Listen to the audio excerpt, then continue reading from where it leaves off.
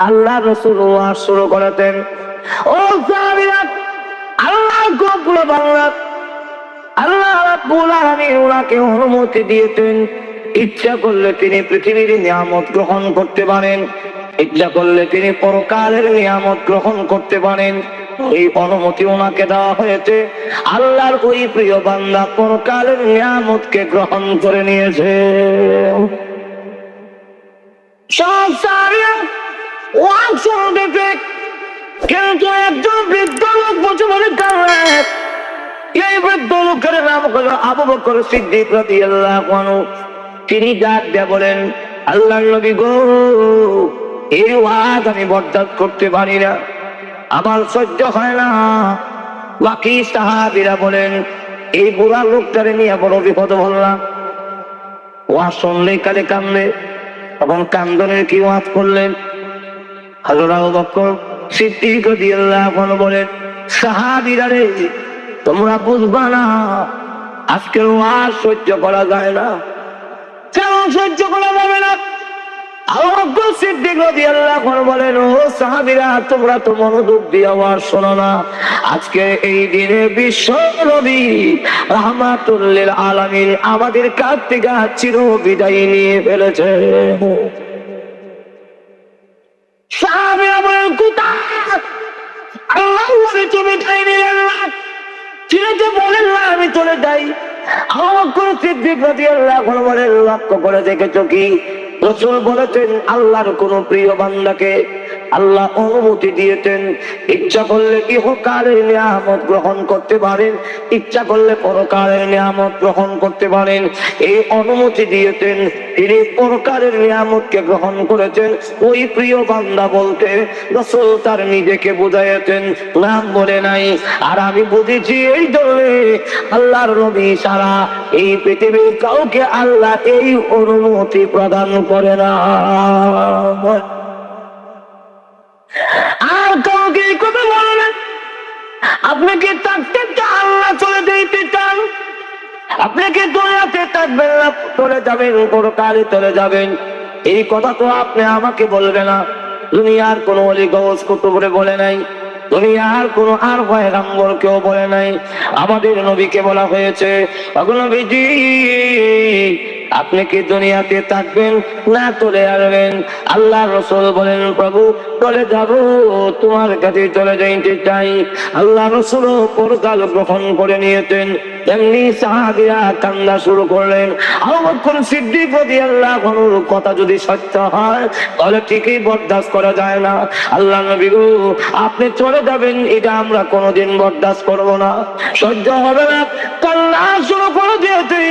এমনি আল্লাহর নবী মিম্বর থেকে নিচে নেমে এসে আবু বকর সিদ্দিক রাদিয়াল্লাহু আনহুকে জড়ায়া ধরলেন আর বলেন, আবু বকর, আমার ওয়াজটা তো কেউ বুঝছিল না, তুমি আর না আমার ওয়াজটা বুঝাইছো।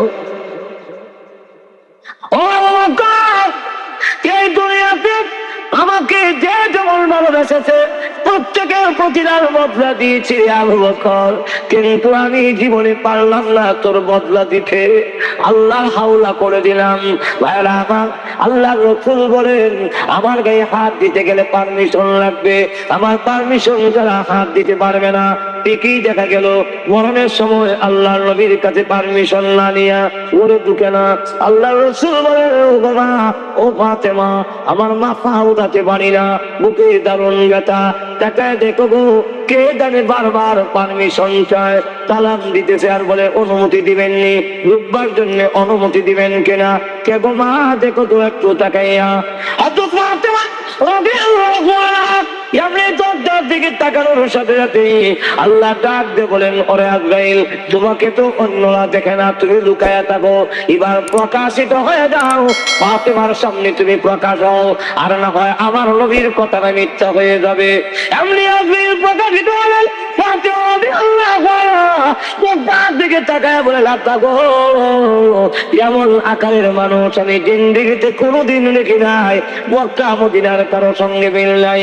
বিরাট আকৃতির একটা মানুষ দরজায় দাঁড়াইয়া পারমিশন চায়। আল্লাহ নবী বউ কর্তৃক মাথার মোবারক উঠাইয়া দরজার দিকে তাকায় বলেন, মা গো, এ দুনিয়ার কোন না, মক্কার না, মদিনার না, আগা মালাকুল মউত, আগা হাদিমুল লাজ্জাত ইয়ানিল মউত, তিনি বলেন মালাকুল মউত, তিনি দুনিয়ার সমস্ত সাহায্য করতেন বাড়ি আজরাইল। এমনি ফাতেমা রাদিয়াল্লাহু আনহা বলেন, আব্বা পারমিশন যখন চায় আজরাইল কেন আইলো? আমার আব্বা অসুস্থ, এই অবস্থায় কেন আসলো? নিশ্চয়ই নেওয়ার জন্য এসেছে, অন্য কোনো কাজের জন্য নয়। আব্বা পারমিশন যখন চায় দিব না, দরজা বন্ধ করে দেব। আল্লাহ রাসূল বলেন, মা ঘুমাতে, মা দরজা বন্ধ করে আটকা রাখা যায় না গো আজরাইলকে। আজরাইল কারো করে টাকার জন্য পারমিশন চায় না, এটা আমার শান আর মর্যাদা, আমার সম্মানের কারণে আজরাইল পারমিশন ছাড়া আমার ঘরে ঢোকে না। আমার পারমিশন যদি না দাও, পারমিশন ছাড়াই ঘরে ঢুকে যাবে। বলো আমি পারমিশন দিয়েছি আসার জন্য, ঘরের ভিতরে আসার জন্য। এমনি আজরাইল অনুমতি পাইয়া ঘরের ভিতরে আসলেন। আজরাইল আপনাকে অনুমতি দিয়েছে। আল্লাহ রাসূলের কাছে গিয়ে বলেন, ওগো নবীজি, আপনি যদি বলেন আমি আপনাকে হাত দিব, অনুমতি যদি দেন, আর না হয় হাত দিব না। আল্লাহ রাসূল বলেন, আজরাইল আমি বলবো কোন সময়, তুমি এখন হাত দিও না। হাত্তা ইয়াতিয়ানি জিবরাইল, জিবরাইল যতক্ষণ পর্যন্ত আমার কাছে না আসবে এক পর্যন্ত তুমি হাত দিও না। মুহূর্তের মধ্যে জিবরাইল এসেছে। আল্লাহ রাসূল বলেন, ও জিবরাইল, আজরাইল এসেছে আমাকে নেওয়ার জন্য, আপনি কি কোন আমাকে যাওয়ার টাইম হয়ে গেছে। এমনি জিবরাইল কোরআনের আয়াত পড়ে বলেন, ইন্নাকা মাইয়িতুন ওয়া ইন্নাকুম মাইয়িতুন, ওগো নবীজি আপনিও মরণশীল, আপনার দুশমন যারা তারাও মরণশীল। ইশারা দিলেন আপনার যাওয়ার টাইম হয়ে গেছে। এমনি আল্লাহ নবী কান্না, আল্লাহ জিবরাইল প্রথমে জিজ্ঞাসা করেন, নবী কাঁদলেন কেন? রাসূল বলেন, উম্মতের জন্য। উম্মতের জন্য কেন কাঁদলেন? আপনি বিদায় হয়ে গেল, আমি জিবরাইল তো আছি, আপনার উম্মতের সংবাদ রওজাতে পৌঁছাইয়া দিব। রাসূল এই জন্য কাঁদলেন, আমি কাঁদলি, আমার উম্মতের জিম্মাদার কে হবে আমি বিদায় হয়ে গেলে? এমনি আল্লাহ তাআলা বলেন, ও জিবরাইল, আমার বন্ধুকে বলে চোখের পানি পোঁছে মুছে ফেলার জন্য আমি আল্লাহ ওয়াদা দিলাম, এখন থেকে আমি স্বয়ং আল্লাহ তার উম্মতের জিম্মাদার হয়ে গেলাম। আল্লাহ রাসূল বলেন, পারমিশন লাগবে আমার গায়ে হাত দিতে গেলে। কিন্তু এরপরে আমি বলি, আমার জন্য আসসালামু আলাইকুম ওয়া রাহমাতুল্লাহ বলেছি, আবার নামাজের সালাম ফেরাবার জন্য মাথা গোলাতে পারবো বলে আমি রাসূল বিশ্বাস করি না। এতটুকু টাইম হাতে বলে আমারও বিশ্বাস নাই। আর তোমরা দেখা যায় লম্বা লম্বা টাইম আশা করে বসে থাকো, তাহলে মানুষের জীবন এত সীমিত, এটার কোনো গ্যারান্টি নাই, কখন যে শেষ হয়ে যায়। একটা মাইকেরও গ্যারান্টি আছে, 10 বছরের ভিতরে নষ্ট হইলে কোম্পানির থেকে দেওয়া হবে। একটা গড়ি দিলে এটার সাথে আমার গড়ির একটা কাগজ দিয়ে গ্যারান্টি করে, মানে গ্যারান্টি দিয়ে একটা কাগজ দিয়ে দিছে, 1 বছরের ভিতরে নষ্ট হইলে, 5 বছরের ভিতরে নষ্ট হইলে আবার গড়ি ফেরত দেওয়া হবে। পৃথিবীর প্রত্যেকটা জিনিসের একটা গ্যারান্টি দেয়, কিন্তু আপনি আমার জিন্দেগির কোনো গ্যারান্টি নাই। আরো করে আছে, আপনি এই বসা অবস্থায় মৃত্যু হওয়ার সম্ভাবনা তিনি, আর তো আছে কিনা মৃত্যু হওয়ার সম্ভাবনা আছে, তাহলে লাইফ আপনি আসলে লাইফ নাই, মুভি কিন্তু আমল করি না। পরকালের জীবনের বিশ্বাসটা যার অন্তরে যত বেশি হবে, যত দৃঢ় হবে, ইহকালের আমল তার তত ভালো হবে। আর তো জোরে কন্টিনিউ, পরকালের জবাবদিহিতার ভয় আসলেই নামাজি হবে, এর আগে দড়িটা বাইন্ধেও মসজিদ আনতে পারবেন না। ছাগল যেভাবে পানির নামতে রাজি না দড়িটা টানলেও, যে আখিরাতের প্রতি জবাবদিহিতার কোনো ভয় ভীতি নাই, এর দড়িটা বাইন্ধা মসজিদ আইতে রাজি। ঠিক না? পরকালের বিশ্বাস ভয় ভীতি যদি না থাকে, মসজিদ না দাঁড় করাইলেও যদি ফিজে পুলিশের না নামাজও দাঁড় করায়, হ্যাঁ নামাজে দাঁড়াইলো মন থাকতো না নামাজ। যেমন সৌদি আরবে নামাজ না করলে পুলিশে ধরে নেয়, তো দৈরা করে কিতা পুলিশ দেখলো দৌড়তে গিয়া কে রুজু আর টুজু এমনি আল্লাহু আকবার খারইছ নামাজের খাতারও, কিন্তু মাথা ঘুরাইয়া দেখে পুলিশ কই আছে। পরকালের বিশ্বাস নিয়ে, জবাবদিহিতার ভয় নিয়ে, এই নামাজ আমার জীবনের শেষ নামাজ, এই বিশ্বাস নিয়ে যারা নামাজও দাঁড়ায় তার নামাজ কিছু বেশ কম আসেনি, আর তো এখন আসেনি না। এই জন্য লক্ষ্য করে দেখুন, পরকালের বিশ্বাসটা যার ভিতরে যত বেশি হবে, ইহকালের আমল তো তত তার ভালো হবে। পরকালের বিশ্বাস যদি না থাকে, তার আমল পুলিশ দিয়ে পিটাইয়া ভালো করা যায় না। পরকালের বিশ্বাস যখন আসবে, সব ছেড়ে দিবে, ঘোষ ছেড়ে দিবে। ঘোষ বর্জন করেছে, সুদ আর খায় না। কেন খায় না? কিয়ামতের মাঠে আল্লাহর সামনে জবাব দিতে হবে। কবরের আযাবের ভয় যখন তার অন্তরে আসবে, কিয়ামতের কঠিন ময়দানে আল্লাহ রাব্বুল আলামিনের সামনে দাঁড়াইয়া একদিন আমার জবাবদিহি করতে হবে, এই ভয় যখন অন্তরে আসবে, তখন দেখা যাবে যত পাপাচার আছে সকলগুলো ছাড়তে সহজ হয়ে যাবে, সবগুলো ছাড়া সম্ভব। এই জন্যে পরকালের লাইফ, পরকালের জীবন যার যত বেশি বিশ্বাসটা দৃঢ় হবে, ইহকালের তার আমল তত ভালো হবে। এই পরকালের বিশ্বাস আমাদের আছে, আর আমরা কিন্তু গ্রহণ করে নিয়েছি পরকালের জীবন। কাফেরদের কিন্তু টার্গেট হলো ইহকালের লাইফ, আর মুমিন যারা, তাদের আসল টার্গেট হলো পরকালের লাইফ। কি বলে? এই জন্যে মুমিন যেমনে মনে চায় এমনে খাইতে পারে না, এমনে নাচতে পারে না। আর কাফেররা হলো খাও দাও ভর্তি করো, পৃথিবী মস্ত বড়, আগামীকাল বাঁচবে কিনা কি জানো? আর তো জোরে কোন ঠিক না? ঠিক না। এই মুমিনদের জন্য তাদের আসল টার্গেট তাহি দুনিয়া, কিন্তু টার্গেট হলো পরকাল। আর কাফেররা পরকাল বিশ্বাস করে না, অতএব তাদের ইহকালের লাইফই হলো আসল। আল্লাহু আকবার। আপনারা বলতে পারেন মুমিন ইমানদার আল্লাহওয়ালা যারা, তারা বেশি দেখা যায় পৃথিবীতে অভাব অনটন, দুঃখ কষ্ট মুসিবত বেশি, আর কাফেররা দেখা যায় আনন্দ ফুর্তির অভাব নাই। এটার কারণটা কি? ও কারণটা হইল, পৃথিবীতে বিয়া বাড়িতে যা কিছু আয়োজন করা হয়, উসিলা থাকে জামাই, এখন ঠিক নেই? আর বরযাত্রী সাথে যাউন না, কিন্তু দেখবেন জামাই না হোক ডিফা রুমাল দেয় রাখেন একটা এমনি। এটা কেন? জামাই কম হাসে, কম কথা কয়, কম খায়। আর বরযাত্রী যারা, এরা ফ্যান খুলে যারা গেছে বুতাম খুলে দেয়। লঙ্গি যারা কিনছে, এরা লঙ্গির গিরো খুলে। পাজামা যারা আছে, এরা নিয়ারটা একটু ওয়াশ করে। আর বেশি কথা কয়, বেশি হাসে, বেশি খায়। আপনারা কি বলে? কারণ দুইজনের নজর দুই দিকে।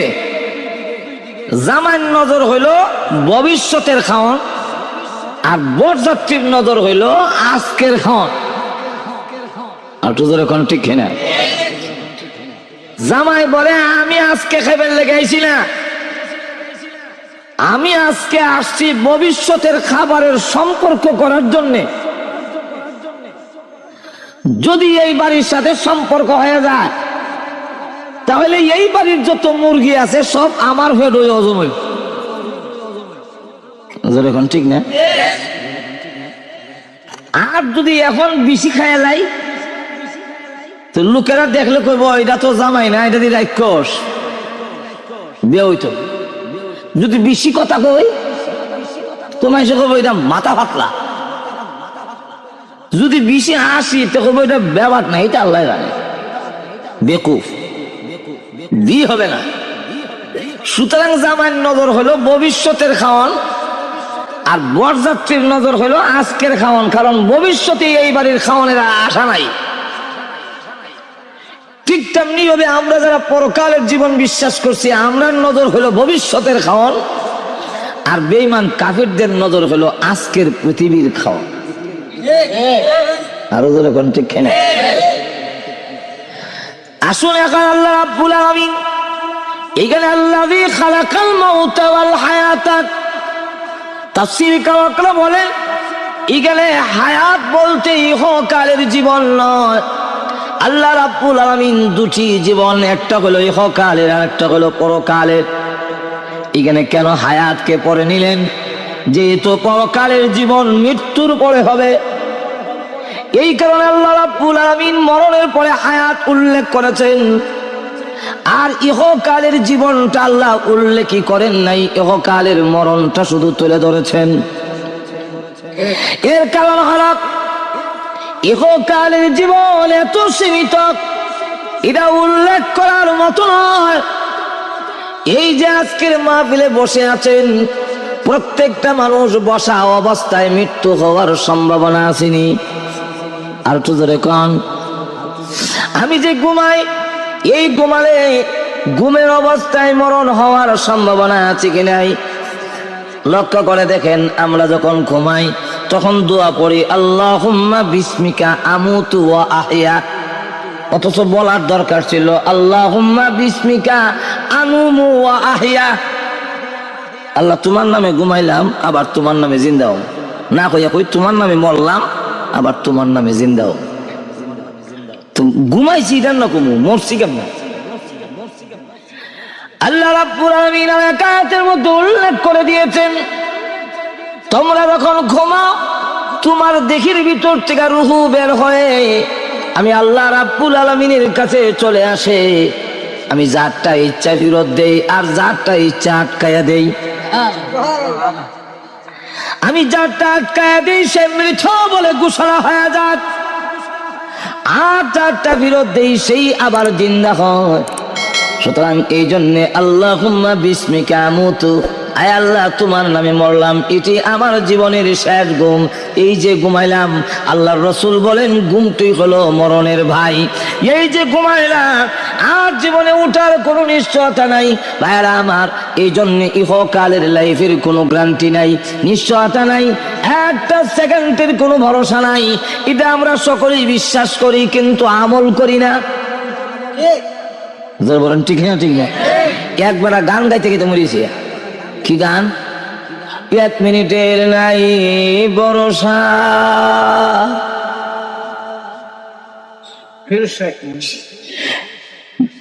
নিঃশ্বাসের বিশ্বাস নাই, কয় আবার কইও আবার গানও গায়। ঘুমাই গেছেন না খেয়াল লাগে এই কত কই যে 1 মিনিটের কোনো ভরসা নাই, আবার গানও গায়, গান গাইতে গাইতে মরে। ভাইরা আমার আসলে এই জন্য ইহকালের জীবনের কোন নিশ্চয়তা নাই। আল্লাহর রাসূল বলেছেন, ওই যে নামাজের সালাম ফিরানোর জন্য আল্লাহর রাসূল বলেন আসসালামু আলাইকুম ওয়া রাহমাতুল্লাহ বলে আমার মাথা ঘুরাইলাম, আবার আসসালামু আলাইকুম বলার জন্য আমি বিশ্বনবী রাহমাতুল লিল আলামিন মাথা ঘুরাতে পারবো বলে বিশ্বাস করি না। অথচ রাসূলের গায়ে আজরাইল হাত দিতে গেলে পারমিশন ছাড়া হাত দেওয়ার ক্ষমতা ছিল না। রাসূল বলেন আমার গায়ে আজরাইল হাত দিতে গেলে অনুমতি লাগবে, অনুমতি ছাড়া আমার গায়ে টাচ করতে পারবে না, হাত দিতে পারবে না, স্পর্শ করতে পারবে না। কিন্তু এরপরও রাসূল বলেন যে আমি আসসালামু আলাইকুম করার জন্য মাথা ঘুরাইছি, আবার ঘুরাইতাম ফারম বলে বিশ্বাস করি। এই হলো আমাদের ইহকালের জীবন, ইহকালের লাইফ। কিন্তু আমরা চাল চলনে বোঝা যায় যাওয়ার কোনো পরিস্থিতি নেই।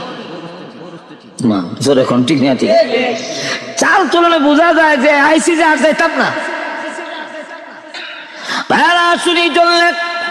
ইহকালের লাইফ শুরু আছে, শেষ আছে, কিন্তু কত সময় বাঁচবো এটার কোনো নিশ্চয়তা নাই। কিন্তু আজকের রাতের মরণ আছে, এটার মধ্যে একটা নিশ্চয়তা মরম যে এটার মধ্যে নিশ্চয়তা আছে, কিন্তু বাসুম কিনা এটার কোনো নিশ্চয়তা নাই।